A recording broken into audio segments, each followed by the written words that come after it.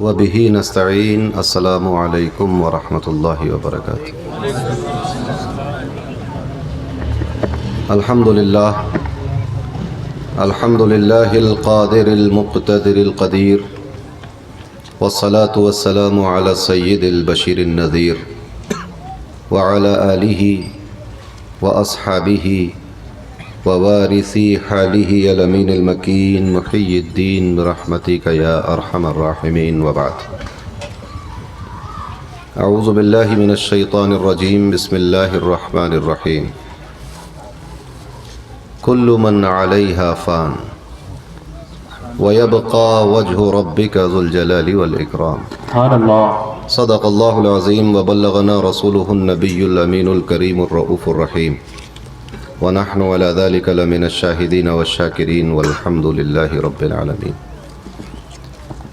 قال الله تبارك وتعالى مخبرا وآمرا تكريما لحق نبيه وتعظيما: إن الله وملائكته يصلون على النبي يا أيها الذين آمنوا صلوا عليه وسلموا تسليما. اللهم صل على سيدنا اللهم صل وسلم وزد وبارك عليه وعلى آله وأصحابه ووارث حاله وعلى من لديه صلاة وسلاما عليك يا رسول الله صلی اللہ تعالی علیہ وسلم.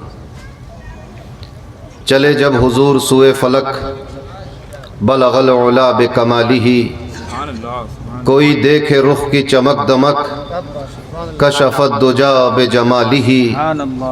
وہ ہیں بے مثال دریں چشک حسنت جمیع خصالہ. انہیں دیکھ لیں تو پڑھیں ملک صلو علیہ وآلہ. اللہم صلی وسلم وزد وبارک علیہ وعلی آلہ وصحبہ وورث حالہ وعلی من لدیہ صلاۃ وسلاما علیک یا رسول اللہ صلی اللہ تعالی علیہ وسلم. سلام آپ پر، آپ کی آل پر، سلام آپ کے وارث حال پر. اللہم صلی وسلم وزد وبارک علیہ وعلی آلہ وصحبہ وورث حالہ وعلی من لدیہ صلاۃ وسلاما علیک یا رسول اللہ صلی اللہ تعالی علیہ وسلم. اللہ تبارک و تعالیٰ کا فضل و احسان کہ اس نے ہمیں اور آپ کو اس بابرکت اور نورانی محفل میں حاضر ہونے کی توفیق عطا فرمائی. قابل مبارکباد ہیں وہ لوگ جنہوں نے اس محفل کو سجایا سنوارا، اور آپ تمام حضرات جو اپنے گھروں سے چل کر اس محفل میں شرکت کرنے کے لیے تشریف لائے. اللہ تبارک و تعالی ہم سب کو جزائے خیر عطا فرمائے.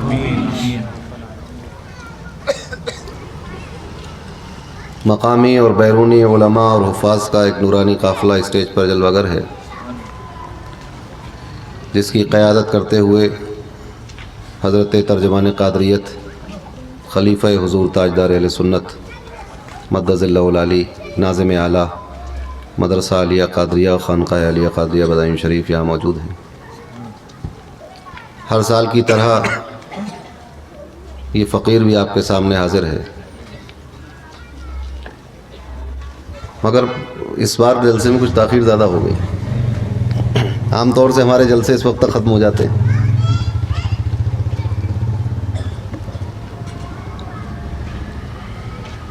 قریب نواز کا مہینہ چل رہا ہے، یعنی رجب المرجب. ابھی اجمیر شریف حاضر ہوئے تھے عرس کے موقع پر، وہاں محفل میں حاضری ہوئی، فاتحہ میں شریک رہے، واپس آئے. اس بار عرس کی محفل کے لیے کوئی تازہ کلام نہیں ہو سکا، بہت وقت کم تھا اور کچھ گڑبڑ بھی چل رہی تھی، تو شعر نہیں ہو پائے. تو میں نے حضور تاجدار اہل سنت کا کلام اس محفل میں پیش کر دیا تھا. حضرت تو ہر سال پیش کرتے تھے.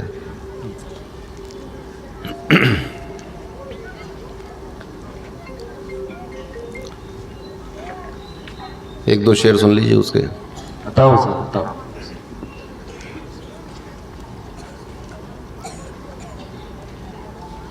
حضرت فرماتے ہیں کہ فلک ہے تابع فرما معین الدین چشتی کا. بے شک. سبحان اللہ، سبحان اللہ. فلک ہے تابع فرما معین الدین چشتی کا زمیں ہے حکم کی بندی معین الدین چشتی کی سبحان اللہ زمیں ہے حکم کی بندی معین الدین چشتی کی سبحان اللہ سبحان اللہ شہ بطحا کے جلوے ہیں شہ اجمیر سے ظاہر بے شک شہ بطحا کے جلوے ہیں شہ اجمیر سے ظاہر مدینہ لگتی ہے بستی معین الدین چشتی کی سبحان اللہ سبحان اللہ سبحان مدینہ اللہ لگتی ہے بستی معین الدین چشتی کی بندھے ہیں ہاتھ میرے سلسلے میں غوث اعظم کے سبحان اللہ بندھے ہیں ہاتھ میرے سلسلے میں غوث اعظم کے پڑی ہے پاؤں میں بیڑی معین الدین چشتی کی سبحان اللہ سبحان اللہ پڑی ہے پاؤں میں بیڑی معین الدین چشتی کی سبحان اللہ سبحان اللہ نسب ہے جس قدر اعلیٰ معین الدین چشتی کا بے شک ہے نسبت اس سے بھی عالی معین الدین چشتی سبحان کی اللہ سبحان اللہ ہے نسبت اس سے بھی عالی معین الدین چشتی کی اللہم صلی علی سیدنا و شفیعنا و حبیبنا و مولانا محمد و بارک وسلم صلاۃ و سلاما علیک یا رسول اللہ صلی اللہ تعالی علیہ وسلم حضور غوث پاک کی بارگاہ میں چند شعر سماعت کر لیں حصول برکت کے لیے بتاؤ تاجدار اہل سنت فرماتے ہیں کہ غم کو خوشیوں میں ڈھال دیتے ہیں بے شک غم کو خوشیوں میں ڈھال دیتے ہیں ڈوبی ناؤ نکال دیتے ہیں حق ہے سبحان اللہ غم کو خوشیوں میں ڈھال دیتے ہیں ڈوبی ناؤ نکال دیتے ہیں بے شک ان کو دی ہے خدا نے یہ قدرت وہ قضا کو بھی ٹال سبحان اللہ سبحان اللہ ان کو دی ہے خدا نے یہ قدرت وہ قضا کو بھی ٹال دیتے ہیں وہ قضا کو بھی ٹال دیتے ہیں مولانا جامی حضور غوث اعظم کی بارگاہ میں اس طرح عرض گزار ہیں کہتے ہیں کہ کیا ہے وہ سربر قدمت جملہ نہادند بگفتن پہلے والے مصرے کیا ہے اس کے گویم ز کمالے تو چے غوث الثقلینا سبحان اللہ سبحان اللہ گویم ز کمالے تو چے غوث الثقلینا اولاد ابن حسن آل حسینہ سبحان اللہ دوسرا مصرع یاد نہیں آ رہا ہے کیا ہے بولا گویم ز کمالے تو چے غوث الثقلینا اولاد حسن آل حسینہ سر بر قدمت جملہ نہادند و بگفتند تاللہ لقد آثرک اللہ سبحان علیہ اللہ سبحان اللہ واہ واہ واہ سبحان اللہ سبحان اللہ حضور قادری دولہ عرض کرتے ہیں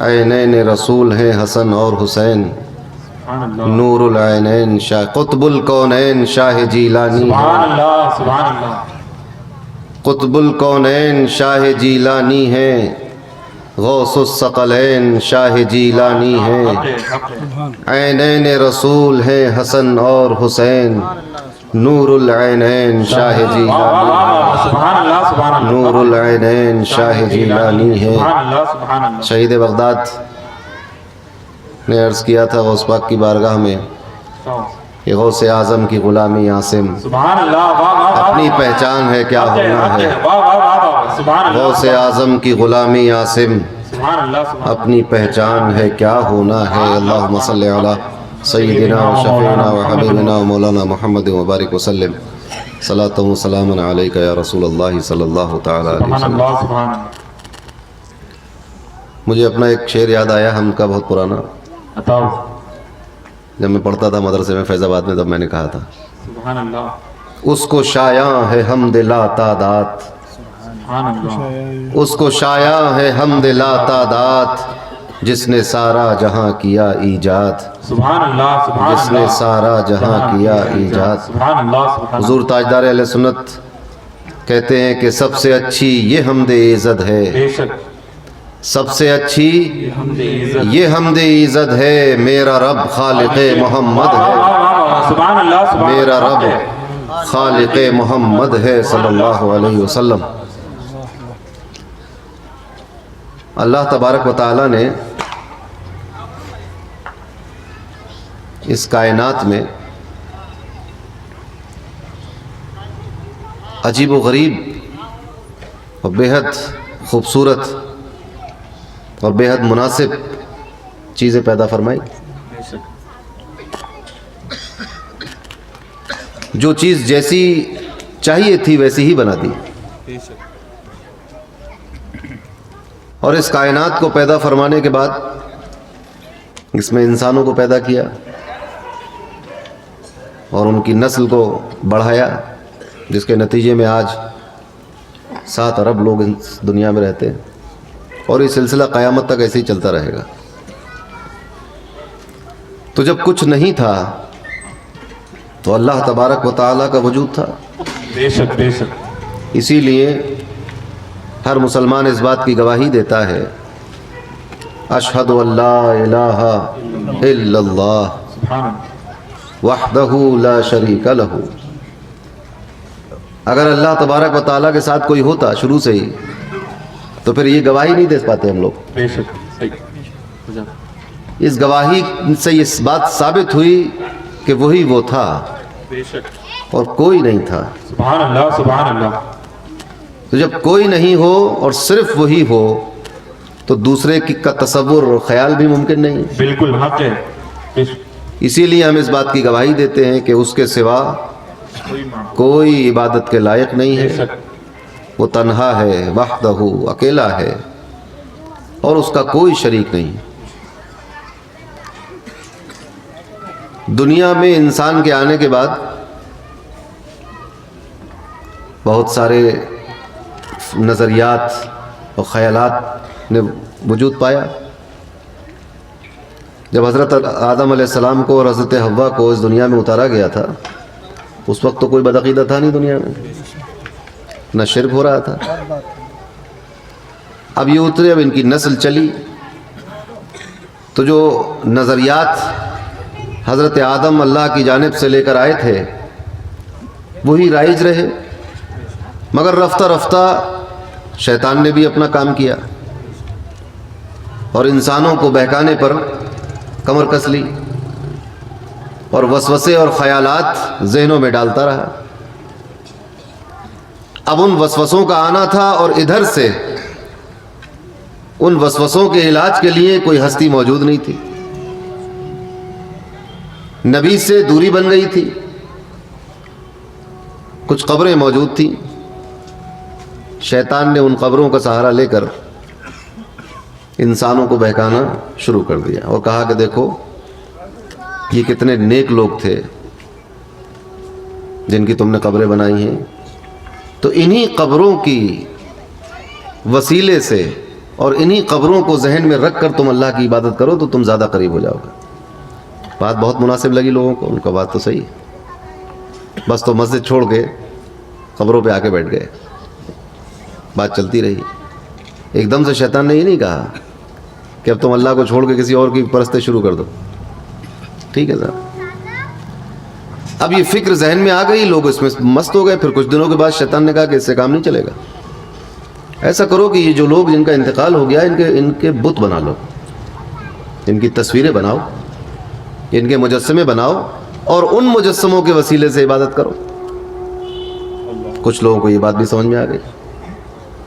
ایسا ہو گیا، ان کے مجسمے بنائے گئے.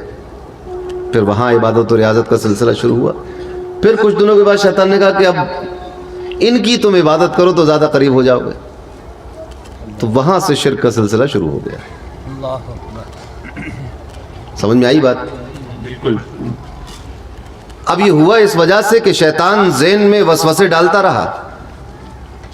ان وسوسوں کو جہاں نکلنا تھا، جہاں علاج ہونا تھا، وہاں یہ جاتے نہیں تھے. تو وسوسے اتنے راسخ ہو گئے کہ وہ بندہ کہ جس کو جنت سے زمین پر اتارا گیا تھا توحید کا پیغام لے کر، اس کی نسل میں شرک ہونے لگا. اللہ اکبر. جس انسان نے جنت دیکھی تھی، جو جنت میں رہ چکا تھا، جس کو اللہ نے احکامات براہ راست عطا فرمائے تھے، جس کے جسد خاکی کو اللہ نے خود اپنے دست قدرت سے بنایا تھا، جس کے پتلے کے سامنے فرشتوں کو سجدہ کرا دیا تھا، جس کو اللہ نے علم عطا فرمایا تھا، سبحان اللہ اس کی نسل میں کچھ ہی دنوں کے بعد، اربوں ہزاروں سال کے بعد نہیں، تھوڑے سے وقت کے بعد شرک ہونے لگا۔ اللہ اکبر اس دن سے یہ فکر دماغ میں راسخ ہو گئی کہ قبروں سے شرک کا ایک گہرا تعلق ہے، اللہ اللہ کیونکہ یہیں سے شرک کی ابتدا ہوئی تھی۔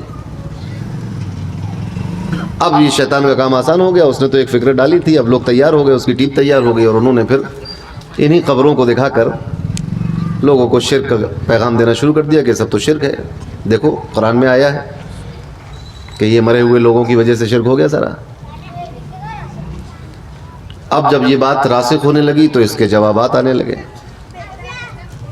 اللہ نے انبیاء نازل اتارے، رسولوں کو بھیجا اس باطل نظریے کو رد کرنے کے لیے کہ شرک تو کسی حال میں جائز نہیں، وہ کسی وسیلے سے ہو، بے شک کسی نظریے سے ہو، کسی فکر کے زیر اثر ہو، بے شک اس کو چھوڑنا ہوگا۔ مگر اسلام کا طریقہ علاج ذرا مختلف تھا۔ کچھ لوگوں کا طریقہ علاج یہ تھا کہ چونکہ قبر سے شرک بڑھ رہا ہے لہذا قبریں توڑ دو، مگر اسلام کا طریقہ علاج یہ تھا کہ مرض کو مٹایا جائے گا، مریض کو نہیں مٹایا جائے گا۔ سبحان اللہ سبحان اللہ سبحان اللہ سبحان اللہ شرک کی وجہ سے اگر کعبے کو توڑ دیا جاتا جس کے اندر 360 بت رکھے ہوئے تھے، اللہ تو آج کہاں طواف کرتے جا کر آپ؟ بے شک کعبے کا اپنی جگہ برقرار رہنا، مطاف کا اپنی جگہ برقرار رہنا، اور وہاں سے بتوں کو نکال دیا جانا، مگر قبروں کا باقی رکھنا، بتوں کا نکل جانا، نبی کریم صلی اللہ علیہ وسلم کے اس عمل سے واضح ہوا کہ قبریں شرک کا اڈا نہیں ہیں، بے شک سبحان اللہ بلکہ کسی مجسمے کو اگر اللہ سمجھ کر عبادت کی جائے تو وہ شرک ہوتی، بے شک بے شک اگر کسی قبر کو رب سمجھ کر شرک کیا جائے تو وہ شرک ہوگا، عبادت کی جائے تو شرک ہو جائے گا۔ بے شک بے شک تو جہاں مسجد اقصی میں بھی انبیاء کی قبریں موجود ہیں وہاں باقی رکھا گیا، مجسمات کو توڑا گیا، بتوں کو توڑ دیا گیا، مکے سے کعبے سے نکال دیے گئے سارے بت، اور یہ فکر دی گئی کہ چونکہ تم دنیا میں آئے ہو، ایک دن تمہیں دنیا سے واپس ہو جانا ہے، اللہ کے سامنے کھڑے ہو کر حساب دینا ہے، لہٰذا اس لعنت سے بچو، کیونکہ اس کا کوئی جواب نہیں دے پاؤ گے تم، بے شک لہٰذا اس عقیدے کو چھوڑو۔ اسی فکر کو راسخ کرنے کے لیے اللہ تبارک و تعالیٰ نے اعلان فرمایا کل من علیہا فان، سبحان اللہ جو مر گیا وہ الہ کیسے ہو سکتا ہے؟ بے شک بے شک جو اس دنیا سے چلا گیا وہ اللہ کیسے ہو سکتا ہے؟ بے شک جس کو صفات نہیں ہے وہ رب کیسے ہو سکتا ہے؟ سبحان اللہ جو باقی نہیں ہے وہ معبود کیسے ہو سکتا ہے؟ حق ہے جو فانی ہے اس کی عبادت کیسے کی جا سکتی ہے؟ جو نہیں تھا پھر ہوا اور پھر نہیں رہا وہ اللہ کیسے ہو سکتا ہے؟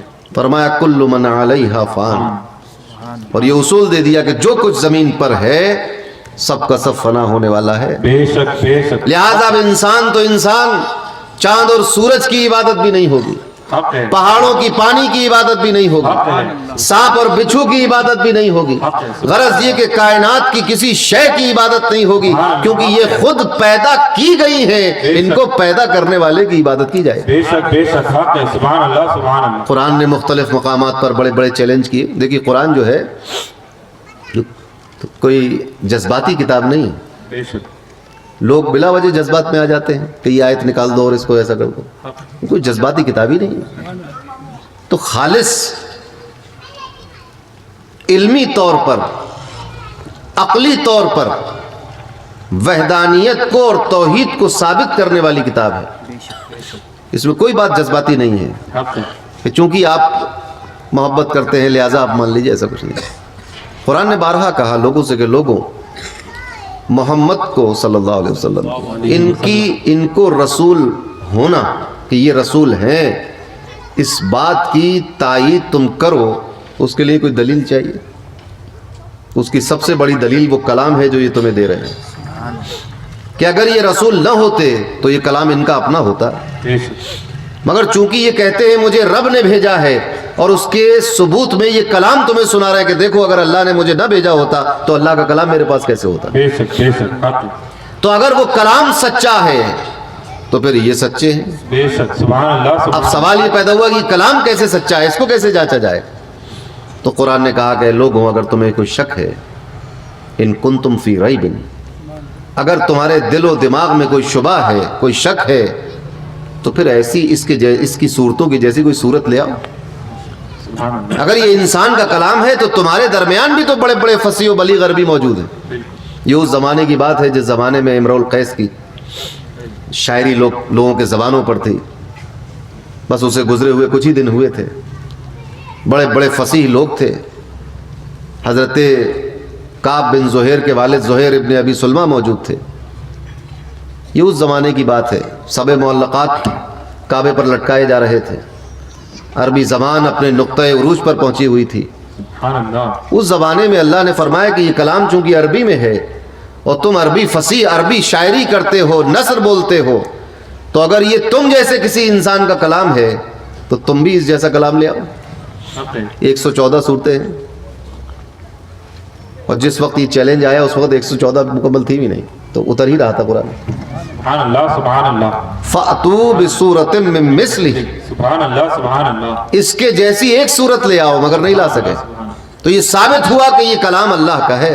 بے شک بے شک سبحان اور اللہ. جو شخص یہ کلام تمہیں سنا رہا ہے, اگر یہ کلام اللہ کا ہے تو پھر وہ اللہ کا رسول ہے. بے شک سبحان اللہ سبحان اللہ سبحان اللہ. تو اللہ تبارک و تعالیٰ نے فرمایا, اسی کلام میں جا بجا فرمایا, عقل کو جھجوڑا انسان کی, اس کے علم کو چیلنج کیا.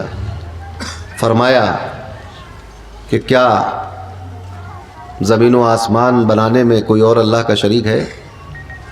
اگر تم سمجھتے ہو کہ کسی اور کی بھی حصے داری ہے دنیا اور آسمان اور زمین اور آسمان بنانے میں, کسی کی حصے داری ہے, تو اس کا نام پیش کیجیے, کتابوں میں دکھائیے. کیونکہ دو ہی طرح سے ثبوت ہو سکتا ہے کسی شے کا, یا تو کسی آسمانی کتاب میں دکھا دو, یا پھر علمی طور پر سائنسی طور پر اس بات کو ثابت کرو کہ یہ چیز کسی اور نے بنائی ہے. بالکل حق ہے. سبحان اللہ. دونوں چیلنج اللہ نے دیے کہ یا تو کتابوں میں دکھاؤ یا پھر علمی طور پر. یہاں علم سے مراد حکمت کا علم ہے, سائنس کا علم, فلکیات اور طبیعیات کا علم ہے. آپ کو معلوم ہے سائنس کو یونیورسٹی میں عربوں میں علم کہا جاتا ہے. کلیت العلوم کا مطلب ہوتا ہے فیکلٹی آف سائنس. تو آپ ثابت کیجیے کسی کی حصے داری ہے اس میں؟ کسی کی حصے داری نہیں. فرمایا کہ تم جس کی پرستش کرتے ہو, جس کو تم معبود سمجھتے ہو, وہ سب مل جائیں, اکٹھا ہو جائیں, تب بھی ایک مکھی نہیں بنا سکتے. بے شک حق ہے. ایک مکھی نہیں بنا سکتے. تو آپ ذرا سوچیں, جس کے بارے میں قرآن کہہ رہا ہے کہ یہ ایک مکھی نہیں بنا سکتے, بلکہ اگر مکھی ان پر بیٹھ جائے تو یہ اڑا نہیں سکتے اس کو. سبحان اللہ. حق ہے. وہ فرمایا کہ مکھی ان سے کچھ لے کر اڑ جائے اگر, تو یہ چھین نہیں سکتے, اس سے واپس نہیں لے سکتے. سبحان اللہ. حق ہے. کیا کہنا ہے. یہ کچھ کھا رہے ہوں, مکھی بیٹھے اور وہاں سے لے کے کچھ اڑ جائے اگر, تو یہ اس کو واپس نہیں لا سکتے. حق ہے. تو کیسے کمزور لوگوں کی طرف انسان مائل ہو گیا ہے. مگر یہ سارا عقیدہ اسلام کا عقیدہ ہے, دین کا, انبیاء اور مرسلین کا عقیدہ ہے, اللہ تبارک و تعالیٰ کی طرف سے آیا ہوا عقیدہ ہے. اسی کو مضبوط طور پر بیان کرنے کے لیے اللہ نے فرمایا کہ لوگوں تم یہ تو سوچو کہ جو کچھ اس زمین پر ہے, اور یہ زمین خود فنا ہونے والی ہے, بے شک. کوئی چیز باقی رہنے والی نہیں ہے.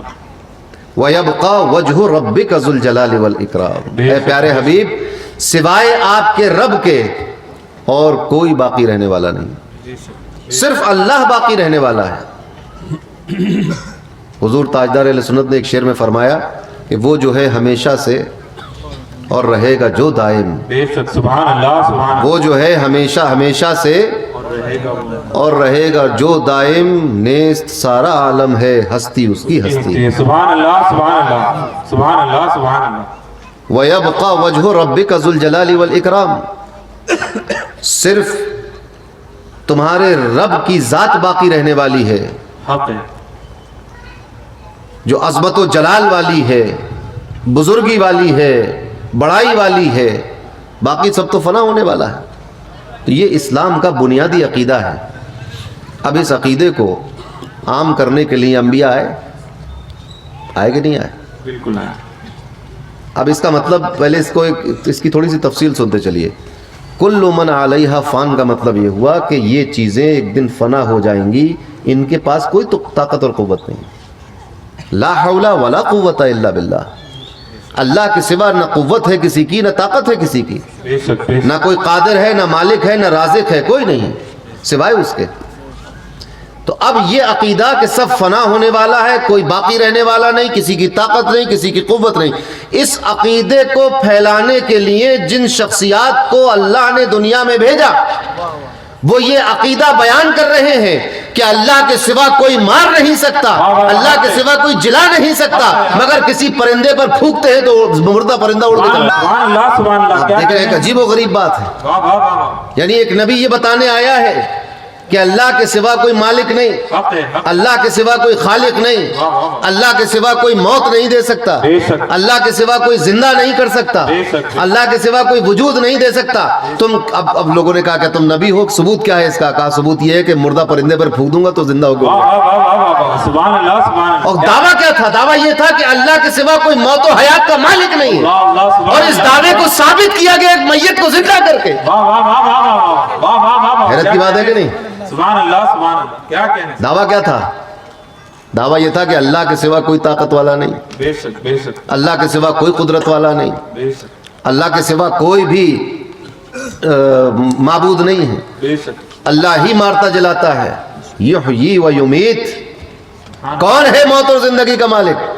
یہی بتانے کے لیے نبی آیا، مگر اس بات کو اپنے آپ کو سچا ثابت کرنے کے لیے ایک مردے کو زندہ کر کے دکھانا واہ پڑا. واہ واہ واہ واہ. سبحان اللہ سبحان اللہ. کیا اور جو مردے کو زندہ کر کے دکھا رہا ہے وہ یہ کہہ رہا ہے کہ میں تو اللہ کا بندہ ہوں، واہ واہ واہ واہ. میں اللہ نہیں ہوں، حق ہے. مجھے سجدہ نہ کرنا. کیا کہنے. قرآن نے وضاحت کر دی کہ عیسیٰ ابن مریم نے یہ کب کہا ہے کہ مجھے سجدہ کرو؟ بے شک.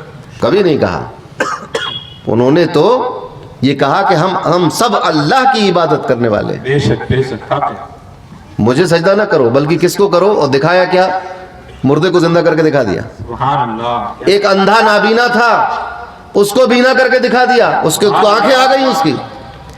کچھ لوگ کوڑ کے مرض میں مبتلا تھے، ان کا مرض دور کر دیا. واہ واہ واہ. اور ثابت یہ کرنا تھا کہ جب کوئی بیمار ہوتا ہے تو شفا اللہ دیتا ہے. واہ واہ واہ. یہ ثابت کرنے کے لیے اندھے کو بینا کیا جا رہا ہے، اور برس زدہ کو ٹھیک کیا جا رہا ہے، بیمار کو شفا عطا کی جا رہی ہے، یہ ثابت کرنے کے لیے کہ اللہ کے سوا کوئی شافی نہیں ہے. واہ واہ واہ واہ. سبحان اللہ سبحان کیا اللہ. سمجھے؟ سبحان اللہ سبحان کتنا کنفیوژن ہو گیا. کہ کیا مانے؟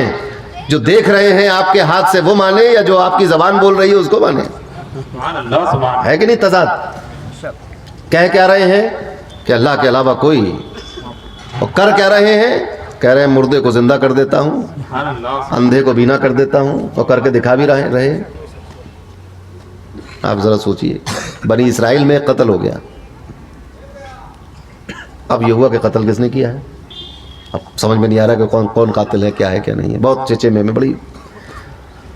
اب اللہ کی طرف سے یہ پیغام آیا کہ ایک گائے ذبح کرو.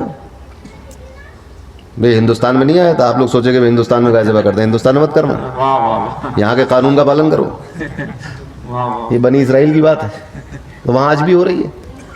جس ملک میں رہ رہے ہیں اس کے قانون کو فالو کرنا چاہیے. جی بالکل بے شک بے شک. اب یہ وہاں سے وہاں، اب کا کون سی گائے تو کیسی گائے، کس رنگ کی گائے، کتنی بڑی گائے، چھوٹی گائے کہ عمر دراز گائے کہ کھیتی کرنے والی گائے کہ کیسی گائے دودھ دینے والی، یہ سب چلتا رہا. رنگ کیا ہوگا اس کا؟ خیر وہ ٹالنے والی باتیں تھی. جتنا سوال کرتے جاتے اتنا جواب آتا جا رہا تھا. ہوتے ہوتے طے ہو گیا کہ یہ گائے. بمشکل تمام وہ گائے ملی. خیر گائے ذبح ہوئی. اب اس کی ایک بوٹی اس میت کے، اب وہ میت رکھی ہوئی جب تک رکھنا تھا کہ میت اٹھ کے بیٹھ گئی. واہ واہ واہ واہ واہ. سبحان اللہ سبحان. اور اس مقتول نے بتایا کہ مجھے کس نے قتل کیا تھا. اللہ اللہ. سبحان اللہ سبحان. یہ سب ہو چکا ہے اس دنیا میں. اللہ اللہ. اب اگر کوئی اللہ کا نیک بندہ کوئی ایسی چیز اس کے ہاتھ سے صادر ہو جائے تو اس پہ کنفیوز ہونے والی بات نہیں. تو قرآن کا استدلال کا طریقہ یہ ہے. بے شک بے شک. حق ہے. قرآن اللہ کی توحید اور وحدانیت کو منواتا ہی اس طرح سے ہے. بے شک بے شک. حق ہے. اپنی قدرت کو اپنے بندوں کے ہاتھ پر معجزات عطا کر کے منوایا جاتا ہے. واہ واہ واہ. تو اب بات سمجھ میں آئی، کنفیوژن نہیں ہے. بالکل حق ہے. یہ اس بندے کے سچے ہونے کی دلیل تھی. بے شک بے شک. حق ہے. اور وہ اس وجہ سے تھی، اس میں نقطہ یہ تھا کہ میں تو کچھ نہیں کر سکتا بے شک مگر میں جس رب کی طرف سے آیا ہوا ہوں، دیکھو وہ موت میت کو زندہ کرنے پر قادر ہے، دیکھو یہ میت زندہ ہو گئی اور میت زندہ ہو گئی۔ سبحان اللہ، حق ہے، حق ہے، سبحان اللہ۔ تو جو نبی جو معجزہ دکھا رہا تھا وہ معجزہ اللہ کی طرف سے اس کی تائید تھی۔ حق ہے، بے شک، بے شک۔ کیا سمجھ میں آیا؟ سمجھ میں یہ آیا کہ یہ معجزہ اس بندے کی اپنی طاقت سے نہیں تھا بلکہ اللہ کی قدرت سے تھا، جو اس بندے کی تائید میں اللہ نے اس کے ہاتھ پر جاری کرایا۔ بے شک، بے شک، سبحان اللہ، سبحان اللہ، واہ واہ واہ۔ آئی بات سمجھ میں؟ جی، سبحان اللہ، سبحان تو اللہ۔ معجزہ کسی یا کرامت کسی نبی یا ولی کے اپنی طاقت سے نہیں ہوتی ہے بلکہ اللہ کی قدرت اس کے پیچھے کار فرما ہوتی ہے۔ تو جب یہ قول کیا گیا کہ اللہ مردوں کو زندہ کرے گا، کیسے کرے گا؟ کر کے دکھا دیا کہ ایسے سبحان اللہ، سبحان اللہ، واہ واہ واہ۔ کرے گا اللہ، مگر اس عمل کو کر کے اس کا بندہ دکھا رہا ہے۔ بے شک، اور مزے کی بات یہ ہے کہ یہ بندہ اس کے ساتھ ساتھ یہ پیغام بھی دے رہا ہے، وحدہ لا شریک لہ، بندو شرک نہ کرنا۔ واہ واہ واہ، سبحان اللہ، سبحان اللہ۔ کیا تو کسی بندے کا مردے کو زندہ کر دینا یہ شرک نہیں ہے، بے شک، بے شک، کیونکہ یہ اللہ کی وحدانیت کو سمجھانے اور راسخ کرنے کے لیے اللہ کی طرف سے اس کی تائید ہے۔ بے شک، بے شک۔ بات سمجھ میں آئی؟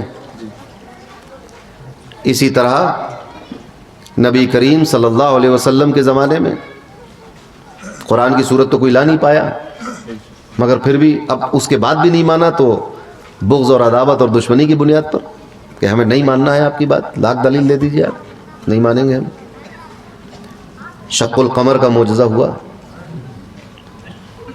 45 سے زیادہ صحابیوں نے اس کی روایت کی ہے۔ سبحان اللہ، سبحان اللہ۔ چاند 2 ٹکڑے ہوا، لکڑی کا درخت جو ہے وہ اپنی جگہ سے اکھڑ کر نبی کریم کے سامنے آ کر سجدہ ریز ہوا، سبحان اللہ، سبحان جبکہ نبی کریم پیغام یہ لائے تھے کہ اللہ کے علاوہ کسی کو سجدہ نہیں ہوگا، اللہ، اللہ، سبحان اور یہ اللہ۔ پیڑ خود آپ کو سجدہ کر رہا ہے، اللہ، اللہ، اونٹ آپ کو سجدہ کر رہا ہے، اللہ، اللہ۔ اور پیغام یہی ہے کہ بندو اللہ کے سوا کسی کا سجدہ جائز نہیں ہے۔ بے شک، بے شک، تو اسلام، اسی کا نام اسلام ہے، سبحان اللہ، سبحان اللہ۔ اللہ کے سوا کسی کی عبادت نہیں ہوگی۔ بے شک، اس عقیدے کو راسخ کرنے اور سمجھانے کے لیے پیڑوں نے آپ کو سجدہ کیا، سبحان اللہ، سبحان اللہ، اونٹ نے آپ کو سجدہ کیا۔ سبحان اللہ، سبحان اللہ۔ تو معجزات وحدانیت اور عقیدہ توحید کے خلاف نہیں ہوتے بلکہ عقیدہ توحید کو مضبوطی سے لوگوں کے دلوں میں بٹھانے کے لیے معجزات اور کرامات کا اظہار کیا جاتا ہے۔ بے شک، بے شک، سبحان اللہ، سبحان اللہ۔ اب اللہ نے فرمایا کل من علیہا فان، ہر چیز فنا ہو جائے گی، یہ دنیا فنا ہو جائے گی، باقی رہنے والی نہیں ہے۔ اسی ناپائیدار دنیا میں اللہ تبارک و تعالیٰ نے اپنے نبیوں کو بھیجا لوگوں کی اصلاح کے لیے، لوگوں کی تعلیم کے لیے، لوگوں کو سیدھا راستہ دکھانے کے لیے، صحیح عقیدہ دینے کے لیے، یہاں تک کہ آخری نبی محمد مصطفیٰ صلی اللہ تعالیٰ علیہ وسلم اس دنیا میں تشریف لے آئے۔ اور یہ عقیدہ حضرت آدم سے چلا آ رہا تھا کہ ہر چیز فانی ہے، صرف اللہ باقی ہے۔ ہر نبی نے اسی عقیدے کو پھیلایا کر، تو نبی کریم نے بھی اتمام حجت کے طور پر اسی عقیدے کو سامنے رکھا۔ بے شک، اب نبی کریم صلی اللہ علیہ وسلم کے اس پیغام کو عام کرنے کے بعد اللہ تبارک و تعالیٰ نے اس پیغام کو عام کرنے کی ذمہ داری آپ کی امت کے کاندھوں پر رکھ دی سبحان اللہ، حق ہے۔ کہ تم اس کو عام کرو۔ لہٰذا نبی کریم صلی اللہ علیہ وسلم نے اپنی حیات طیبہ میں اپنے صحابہ کو دور دراز ملکوں اور شہروں میں بھیجا اسی پیغام کو لے کر کیا بات ہے، کہ جاؤ یہ پیغام سب کو پہنچا دو، یہ آفاقی پیغام ہے۔ واہ واہ، کسی کو یمن کی طرف بھیجا، کسی کو حیرہ کی طرف بھیجا، کسی کو عراق کی طرف بھیجا، اور آپ کے وصال مبارک کے بعد ظاہری حیات کے بعد بھی یہ سلسلہ چلتا رہا، خلفائے راشدین کے زمانے میں چلتا رہا، سبحان اللہ، تابعین کے زمانے میں چلتا رہا، اور یہی سلسلہ چلتے چلتے علماء ربانیین کی شکل میں پوری دنیا میں پھیلا، سبحان اللہ، صوفیاء اور اولیاء کی شکل میں پوری دنیا میں پھیلایا گیا۔ ہندوستان کی قسمت اچھی تھی کہ اس کی قسمت میں غریب نواز آ گیا، واہ واہ واہ واہ واہ واہ واہ، سبحان اللہ، سبحان اللہ، ہر ملک میں کوئی نہ کوئی پہنچا۔ واہ واہ واہ، سبحان اللہ، سبحان اللہ، میرا ایک شعر مجھے یاد آیا کہ رسول اللہ نے ہندوستان تم کو عطا کر کے، سبحان اللہ، سبحان اللہ، رسول اللہ نے دوستان، ہندوستان تم کو عطا کر کے کیا ہم پر بڑا احسان یا خواجہ معین حق الدین۔ ہے، سبحان اللہ، سبحان اللہ، تو ہندوستان کی خوش قسمتی تھی کہ غریب نواز یہاں تشریف لے آئے. سبحان اللہ سبحان اللہ. پھر ہماری خوش قسمتی یہ کہ ماہرہ شریف سے سلسلہ ہمیں ملا اور حضور تاجدار اہل سنت جیسا مرشد گرامی مل گیا, ایسا پیر طریقت محبوب غوث اعظم ملا.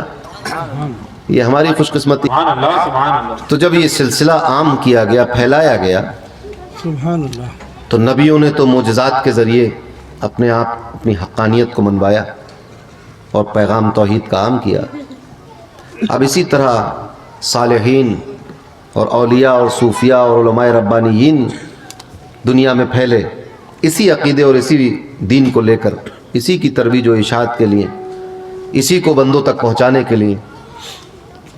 تو آپ نے دیکھا کہ بغداد کی سرزمین پر حضور سیدنا غوث اعظم رضی اللہ تعالیٰ عنہ, آپ کے ہر واعظ میں, ہر محفل میں بہت سارے لوگ توبہ کر لیتے تھے, تائب ہو جاتے. سبحان اللہ سبحان اللہ. بہت سارے شیعہ رافضی توبہ کر کے سنی ہو جاتے تھے. سبحان اللہ سبحان اللہ. بہت سارے دوسرے گمراہ لوگ توبہ کر کے سبحان اللہ. سنی ہو جاتے تھے.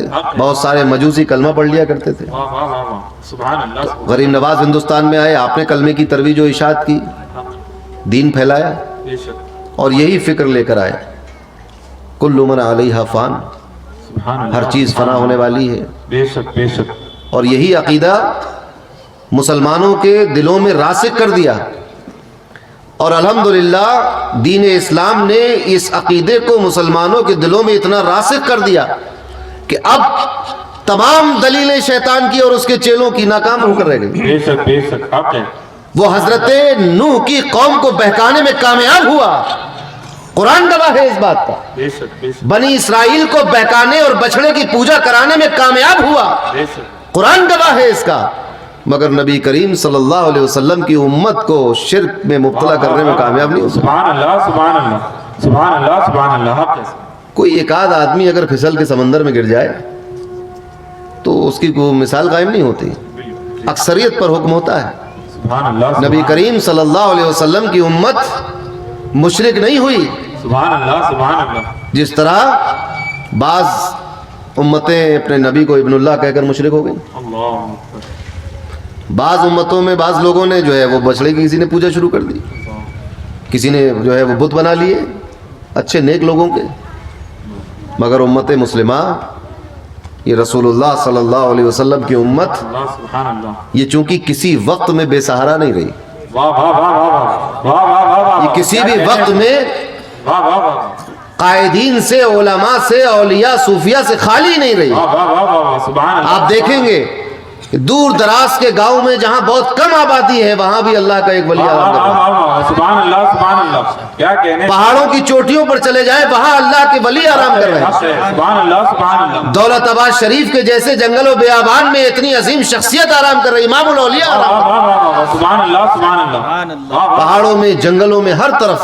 سبحان اللہ. تو یہ امت کسی وقت میں بے سہارا نہیں رہی. اس کے مؤیدین اور معاونین اور مددگار اور نصرت کرنے والے اللہ نے ہر دور میں پیدا کیے. بے شک بے شک. سبحان اللہ. یہی وجہ رہی کہ نبی کریم صلی اللہ علیہ وسلم نے فرمایا کہ جب کوئی کسی جنگل بیابان میں مسلمان اکیلا پھنس جائے اور امید کا دامن چھوٹنے لگے تو کہو آئینونی یا عباد اللہ, اے اللہ کے بندوں میری مدد کرو, اس کی مدد کی جائے. سبحان اللہ سبحان اللہ. سبحان اللہ سبحان اللہ. اللہ کے بندوں کو یہ نظام چلا دیا اللہ نے, رجال الغیب کا.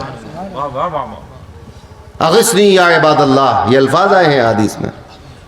اے اللہ کے بندوں, ہماری کوئی دکھ نہیں رہا سامنے, اللہ اللہ. کوئی سامنے ہے نہیں, مگر پکارو اغثنی یا عباد اللہ, اے اللہ کے نیک بندوں, اللہ کے دوستوں, اللہ کے ولیوں, ہماری مدد کیجیے, ہماری فریاد سنیے, تو اس کی مدد ہو جاتی ہے. سبحان اللہ سبحان اللہ. حضرت میاں صاحب قبلہ, حضرت نور العارفین, حضرت ابو الحسین احمد نوری رضی اللہ تعالیٰ عنہ, ابھی پچھلے ہفتے ان کا عرس تھا. سبحان اللہ. ہوا یہ کہ آپ کا ایک مرید پیشے سے ڈاکٹر تھا اور ماہرہ شریف سے کچھ دوری پر ایک ضلع ہے, ضلع ایٹا, شہر ہے ایٹا, وہاں ان کی پریکٹس تھی. رات میں ان کو کوئی دو لوگ آئے, بلا کے لے گئے کہ چلیے مریض دیکھ لیجئے. وہ بھی بیچارے رات کو چل دی. جب شہر سے باہر نکلے, سنسان راستہ ہوا, تو 4-5 لوگ اور آ گئے اور ان کا بھائی نکالو کیا ہے تمہارے پاس. اب جنگل بیابان اور اندھیرا, اب یہ ڈرے کہ اب کیا کروں, کس کو پکاروں. تو انہوں نے اپنے پیر و مرشد کو توجہ کی کہ حضور مدد فرمائی. بس اتنی توجہ کرنا تھی کہ دیکھا کہ میاں صاحب قبلہ تشریف لے آئے. سبحان اللہ سبحان اللہ واہ واہ واہ واہ جب آپ تشریف لائے تو آپ کو دیکھ کر وہ بدماش بھاگ گئے. اللہ اللہ سبحان اللہ واہ واہ واہ. اب وہ چونکہ بستی سے بہت دور آ چکے تھے, اب میاں صاحب قبلہ ان کو لے کے چلے بستی کی طرف. وہ کہتے ہیں کہ بس 2-4 قدم چلے ہوں گے, دیکھا کہ سامنے بستی آ گئی. سبحان اللہ کیا کہنے سے. وہ زمین کی مسافت کو اللہ نے لپیٹ دیا. بے شک بے شک. جس طرح سیف اللہ المسلول کے لیے بدائیوں سے مدینے کا فاصلہ لپیٹ دیا جاتا تھا کہ ایک قدم بدائیوں میں ہوتا تھا, دوسرا قدم مدینے میں ہوا کرتا تھا. اللہ کیا کہنے صاحب. 2-4 قدم چلے تو دیکھا شہر آ گیا سامنے. واہ واہ واہ واہ. جب شہر سامنے آ گیا تو میاں صاحب راستے سے ایک جھاڑی کی طرف متوجہ ہوئے. سبحان اللہ. یہ ڈاکٹر صاحب یہ سمجھے کہ ہو سکتا ہے میاں کو کوئی حاجت ہے طہارت وغیرہ کی, اس لیے اس طرف جا رہے ہیں. اللہ اللہ. بہت دیر جب ہو گئی میاں صاحب نہیں آئے اور یہ اپنے گھر پہنچ گئے تو انہوں نے کہا کہ انہوں نے سوچا ہو سکتا ہے میرے گھر چلے گئے حضرت. وہاں جا کے پوچھا کہ میاں صاحب آئے تھے, ان کا یہاں تو میاں صاحب نہیں آئے. اب یہ صبح کو مہاراجہ شریف پہنچے, دیکھا تو میاں وہاں جلوہ افروز ہیں. جا کے قدموں میں گر گئے. میاں صاحب نے کہا کہ بیٹا یہ بات کسی کو بتانا نہیں. واہ واہ واہ واہ. سبحان اللہ سبحان اللہ. اس نے کہا حضور میں مر جاؤں گا, اس بات کو اپنے اندر رکھ نہیں پاؤں گا, میں کسی کو اجازت دیجیے کہ میں بتا دوں کسی کو. یہ اتنا بڑا راز میں کیسے چھپاؤں گا. سبحان اللہ سبحان اللہ. تو آپ نے اجازت دی کہ اچھا ٹھیک ہے بتا دینا. یہ بات بتا دی تو آج ہمارے سامنے آئی. سبحان اللہ سبحان اللہ. ایسے ہی شمس ماریرہ کے ایک مرید تھے, بڑے مفتی صاحب تھے. ان کی کسی شخص سے ملاقات ہوئی, وہ کہیں اور مرید تھا. تو اس نے اپنے پیرانے سلسلہ کا ذکر چھیڑا اور کہا کہ ایک مرتبہ ہمارا پیر بھائی جنگل میں تھا, وہاں شیر آ گیا. تو اس نے پیر صاحب کو پکارا تو پیر صاحب موقع پہ آئے اور مدد کر دی. تو شمس ماریرہ کے یہ مرید جو تھے انہوں نے کہا کہ ہاں بھائی پرانے زمانے کے اولیاء ایسے ہی ہوتے تھے, اب کہاں ایسے پیر ہیں جو ایسی مدد کرے, اب کوئی پیر نہیں. یہ بات زبان سے نکل گئی ان کے. رات کو سو گئے. آدھی رات گزر گئی تو انہوں نے دیکھا کہ آسمان سے ایک تخت اتر رہا ہے. سبحان اللہ سبحان اللہ. اور اس کو نورانی لوگ ہیں اس کو پکڑے ہوئے اتر رہے, آسمان سے زمین پہ اترا. اس پر شمس ماریرہ دلفا ہوا. سبحان اللہ سبحان اللہ. واہ واہ واہ واہ. آپ تخت سے اترے اور اپنے مرید کے پاس گئے اور اس کا کان پکڑ کے مروڑ دیا سبحان اللہ. اور فرمایا کہ ارے ایسا کون سا وقت تھا کہ جب تم نے ہمیں مدد کے لیے بلایا اور ہم مدد کو نہیں آئے. فرمایا کہ آئندہ اس طرح کی بات اپنی زبان سے نہ نکالنا کہ وہ اب کون سا پیر مدد کو آئے گا. اور بہت دور کی بات تو جانے دیں, ہم جس شیخ کامل سے مرید ہیں, جس کا ہاتھ ہمارے ہاتھوں میں ہے, حضور تاجدار اہل سنت کی زندگی کو دیکھو, ان کے کتنے چاہنے والے ایسے ہیں کہ جب مدد کو پکارا حضرت تشریف لائے اور وصال فرما چکے ہیں, مگر آج بھی عالم یہ ہے کہ عقیدت سے مرید پکارتا ہے تاجدار اہل سنت تشریف لاتے.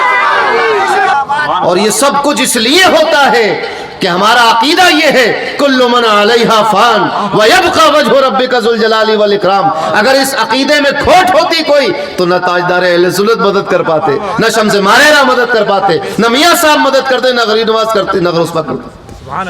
عقیدہ یہ ہے, یہ جو مدد آتی ہے تاجدار اہل سنت کی شکل میں, میاں صاحب کی شکل میں, شمس ماریرہ کی شکل میں, غریب نواز اور غوث پاک کی شکل میں, یہ مدد ہوتی کس کی ہے؟ مدد اسی کی ہوتی ہے کہ جس کی ذات ہمیشہ رہنے والی.